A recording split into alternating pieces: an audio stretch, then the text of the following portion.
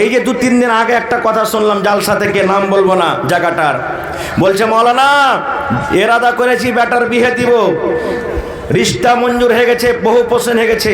আমাকে জিজ্ঞাসা করলে বলছে ভাই আমার 1 টাকার ডিমান্ড নাই। তখন ওরা বাহিরে বাহিরে যা বলছে যে হবে 1 টাকা যে চাহে না তো ইয়ার বেটার মধ্যে কোনো আইব আছে নাকি? ইয়ার বেটা যে 1 টাকা চাইলে না, এর মধ্যে ইয়ার বেটার মধ্যে কোনো আইব আছে? আপ দেখেন এরকমও তো জামানাতে মানুষ আছে, দুনিয়াতে মানুষ আছে। আর একটা কথা বলে দি, যে বিহা করবে সেই যাবে দেখতে, যে বিহা করবে সেই যাবে দেখতে। যদি এরকম হয়ে যায় যে ওর বেটার লাগা বহু দেখতে গেল আর বাপের এই পছন্দ হয়ে গেল, বাপ যদি কয়ে যায় থাম তুই পরে বিহা করিস, আর একটা দেখে তোর লেগে বিহা দিয়ে দেবো, আমি এটাকে বিহা করলি, তো ওর তো হকটা মরে গেল। আর বাপ যদি বিহা করলে তোর গুনাহ হবে না? হবে। মানে ওর বেটার সাথে এখানে বিয়ে হয়নি, বেটার সাথে বিয়ে হইলে বহু হইতো, এখানে বহু হয়নি, ও দেখতে গেল, তো ওর তো হকটা মরে গেল।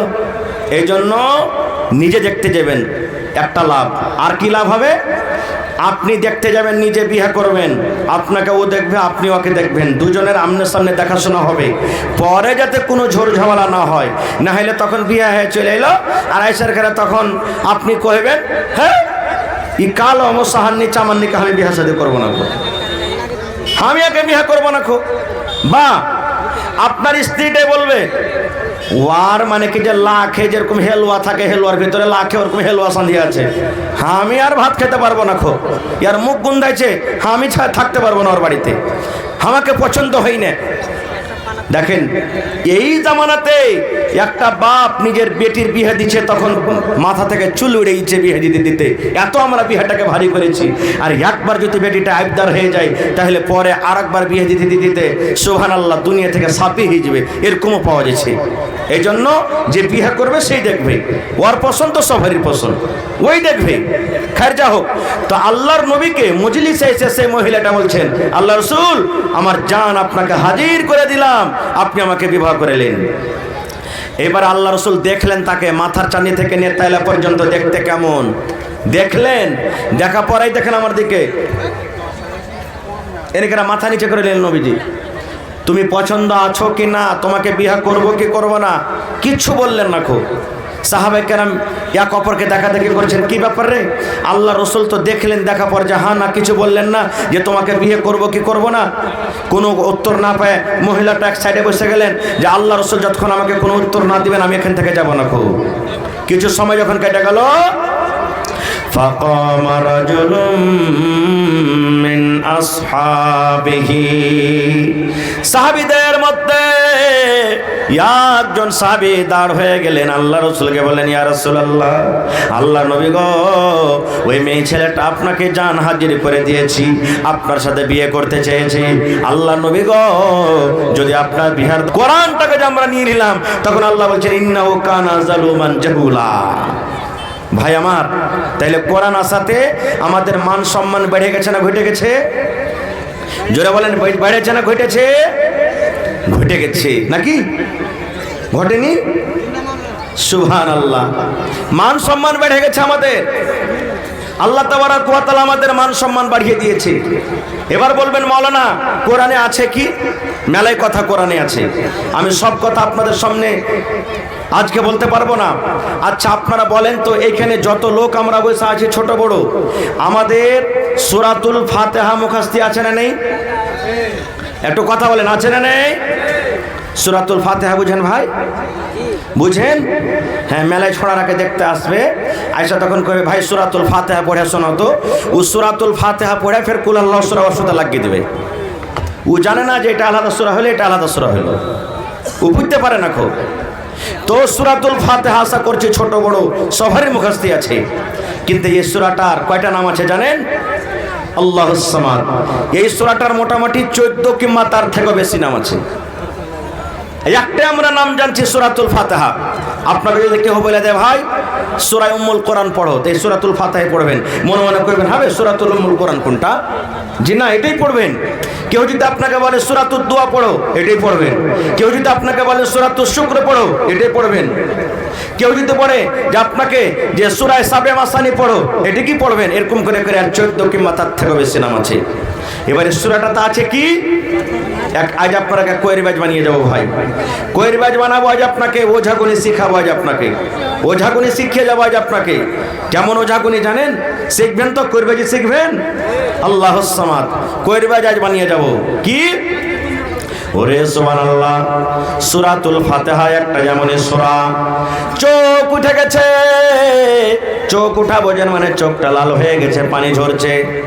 আপনি এক গ্লাস পানি নিয়ে নেন এবং সেই পানিটাতে সূরাতুল ফাতিহা পড়ে তাকে পানি পান করিয়ে দিন। আল্লাহ রাব্বুল আলামিনের দয়াতে সেই চোখ কিন্তু তার ভালো হয়ে যাবে। কিংবা সূরাতুল ফাতিহা পড়ে তার চোখে ফুঁক দিয়ে দেন। পেট ব্যথা করছে, বাচ্চা হয় না, আমার মায়েদের খালাদের পেট ব্যথা করছে, বাচ্চা হয় না, হয়তো অপর দিকে বাচ্চা আসতে শুরু করেছে, এই সূরাতুল ফাতিহা পড়ে ফুঁক দিয়ে দেন বন্ধুরে। আল্লাহ রাব্বুল আলামিনের দয়া আছে, তার সাথে সাথে তার কষ্ট ব্যথা কিন্তু দূর হয়ে যাবে। আপনার বাড়িতে গাই আছে, আপনার বাড়িতে ভুঁইস আছে, আপনার বাড়িতে বকরি আছে, লাত মারে দুধ দইতে দেয় না, হঠাৎ করে কে খারাপ করে দিয়েছে, দুধ দইতে দেয় না। ওরে সুবহানাল্লাহ, এক গ্লাস পানি নিয়ে এলেন, এক লোটা পানি নিয়ে এলেন, আর এই সূরাতুল ফাতিহাটাকে আপনি পড়ে পড়ে পড়ে পড়ে পড়ে এবারে পানিটা চোখে মুখে ছিটিয়ে দেন, ওই সামারটাকে গায়ের সুন্দর করে ভিজিয়ে দেন, আর তারপরে আপনি দুধ দহন করেন। যে টোটকা লেগেছে আল্লাহ রাব্বুল আলামিনের কোরআনের দ্বারাতে সেই টোটকা কিন্তু দূর হয়ে যাবে, 20 পর্যন্ত দূর হবে। আমাদের ঈমান নেই আলাদা কথা, বলবেন কেমন করে? আল্লাহ নবীর কিছু সাহাবী সাফারে গেলেন, আসার টাইমে রাত হয়ে গেছে, একটা গ্রামে তখন বলছে ভাই রাত হয়ে গেছে, রাতকে আমাদেরকে থাকতে দিবে না? কয়েকজন সাহাবী আছেন, থাকতে দিবে না? তো গ্রামের লোকেরা বলছেন না, তোমাদেরকে থাকতে দেওয়া হবে না, তোমরা অপরিচিত মানুষ, তোমরা বাইরে তাম্বু টেঙ্গে থাকো গা। কেউ জায়গা দিলে না গ্রামের ভিতরে মুসলমানেরাকে থাকতে। এবার গ্রাম থেকে বাইরে তখন ওরা থাকলেন। আল্লাহর কি দেখেন দয়া, মাসলেহাত, যে গ্রামে থাকতে দিলে না ওই গ্রামের সর্দার কিংবা মোড়লকে একটা বিষাক্ত হয় বিচ্ছু কিংবা সাপে কামড়ে নিয়েছে। এখনকার মতন তো এলাজ ছিল না, যেমনি কাটিল সদর নিয়ে দৌড়া, এরকম ছিল না, কোথাও হসপিটাল পাবেন। এবার সাপে কামড়ে নিলে দৌড়া।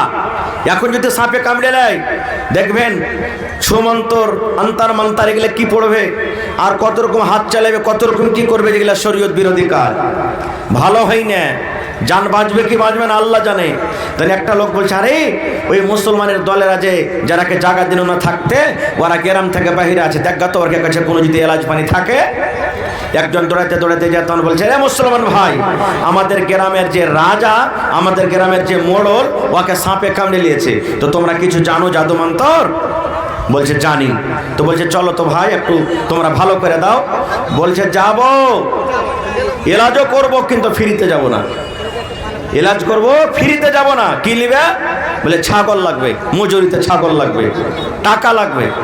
কতটি ছাগল নিবে? বলছে 30টা ছাগল লাগবে। কত ছাগল? 30টা ছাগল। আমাদের পেশেন্ট যখন এমার্জেন্সি হয়ে যায়, ডাক্তার বলছে 50,000 খরচা হবে, আমরা কি বলছি যত টাকা খরচা হবে হোক, কিন্তু পেশেন্টকে বাঁচাও, বলি না? তো বলছে ঠিক আছে 30টা ছাগল দেবো, কিন্তু আমাদের তুমি মোড়লকে বাঁচিয়ে লাও। এবার চলে গেলেন একজন সাহাবী, এবার ফুঁক দিতে শুরু করলেন। ফুঁক দিতে আছেন, আয়াত পড়তে আছেন, সূরা পড়তে আছেন, ফুঁক দিতে আছেন, ফুঁক দিতে আছেন। ফুঁক দিতে দিতে দিতে দিতে সুবহানাল্লাহ, তার সমস্ত ভিতরকার বিষ কিন্তু দূর হয়ে গেল,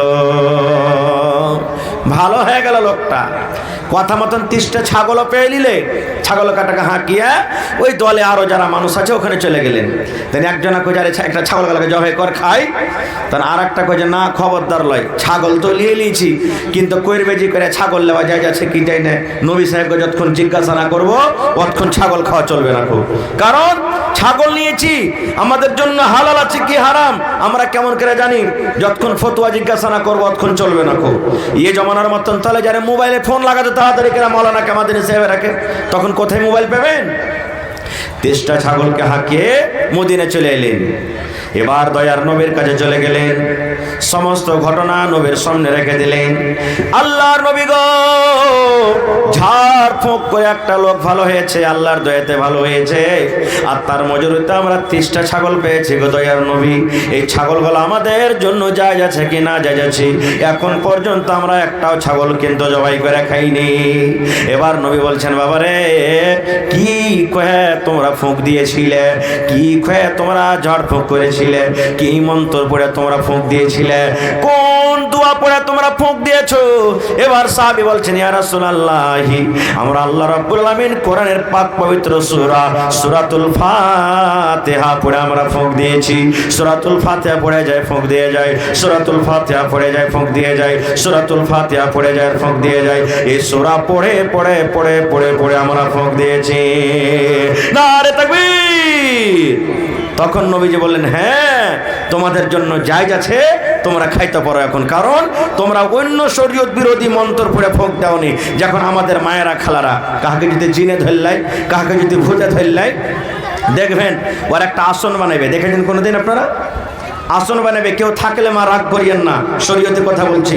আসন বানাবে, পান থইবে, সুপারি থইবে, তারপরে ওই সেন্দুর না কি বলে, সেন্দুর থইবে, মধুচুরা লাড়ু থইবে, পেড়া থইবে, আগরবাতি জ্বালবে, আর তাম্বা তুলসের এখানে হাতে নিবে, আর ওকে বলবে একটা ফুল লে তুই জোড় হাতে কর, আর ডাক তোর মশানকে। কেমন করে ডাকছিস তুই? ধরবো তোর মশানায়। বৈশা আছে মশান, আসে না আসে না আসে না, এবার নিজে ডাকতে শুরু করবে। তাম্বা তুলসির পূজারে কইরা রাখি নুরে, হাই রে সোনার বান্দারে, কিবা খাইবা কিবারে নিবা বলো রে, হাই রে সোনার বান্দারে। পড়ে না ভাই? রে মুসলমান, ওই মাকে বলবো, খালাকে বলবো, রে মুসলমান, নামাজ যদি না পড়েন মরে যান, রোজা যদি না পড়েন যদি মত হয়ে যায়, আল্লাহ হয়তো আপনাকে কোনোদিন জান্নাত দিতে পারে রে ভাই। কিন্তু এগুলা পড়তে পড়তে যদি মত হয়ে যায়, তওবা করতে যদি না পান, তাহলে আল্লাহর জান্নাত পাওয়া যাবে না।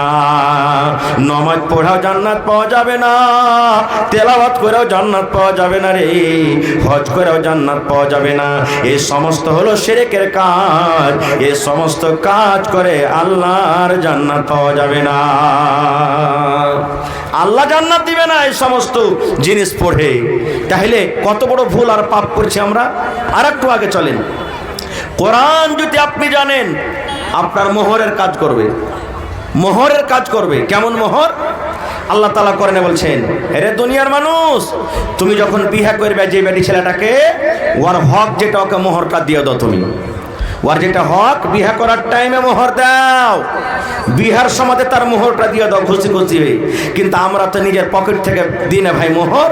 বেশিরভাগে মানুষ বেটির বাপের কাছ থেকে 2 লাখ টাকা নিয়েছি, আর ওই 2 লাখ টাকার মধ্যে 5,000 10,000 টাকা মোহর আদায় করে দিচ্ছি। এটা এনে করছি বেশিরভাগ, না করি না ভাই? হানা বলেন, এটা করি কি করি না? চলবে না এটা মোহর। ওয়ার টাকা দেওয়া কি মোহর? এটা চলবে না। কেমন কথা, টাকা না থাকলে মোহর চলবে? তাহলে শোনেন সহিহ হাদিস। আল্লাহর নবী একদিন বসে আছেন সাল্লাল্লাহু আলাইহি সাল্লাম। আপনারা যেমন জালসা শুনছেন, সাহাবায়ে কেরামের মাজমা, সাহাবায়ে কেরামের দল বসে আছে নবীর পাঞ্জরে। আর একটা বেটি ছেলে সুন্দর হে, পর্দাশীল হে, কাপড় ধরে পিন্ধে ডাইরেক্ট সবটি মানুষের সামনে নবীকে এসে বলছেন যে, তো হাবলা কানাফসি ইয়া রাসূলুল্লাহ। সেই বেটি ছেলে বলছেন, আল্লাহর নবী গো, আমার জান আপনাকে সবে দিলাম গো নবীজি, আপনি আমাকে বিবাহ করলেন, আপনাকে মোহর লাগবে না, আপনাকে টাকা লাগবে না।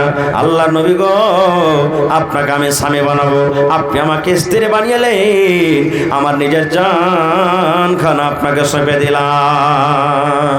আল্লাহ রসুল, আমার জান আপনাকে সঁপে দিলাম, আপনি আমাকে বিয়ে করলেন।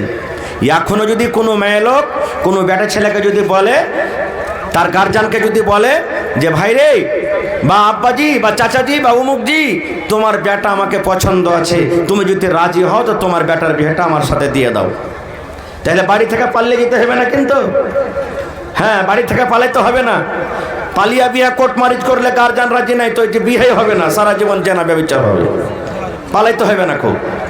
কিন্তু এখন যদি কোনো বেটির বাপ যদি জামাই ঢুঁড়তে যায়, তাহলে কি আমরা বলবো যেটা আমাদের সমাজে হবে? সারা জীবন দেখনো যে বহু ঢুঁড়ছে আগে লোক, তারপরে বেটিয়ালা পরে গেছে, আর ইয়ার কোন বেটির বাপ এটা যে আগতি জামাই ঢুঁড়তে গেছে, হয় না হয় ইয়ার মনে হয় বেটির মধ্যে কোনো খুঁত ছাইব আছে, বলবো না?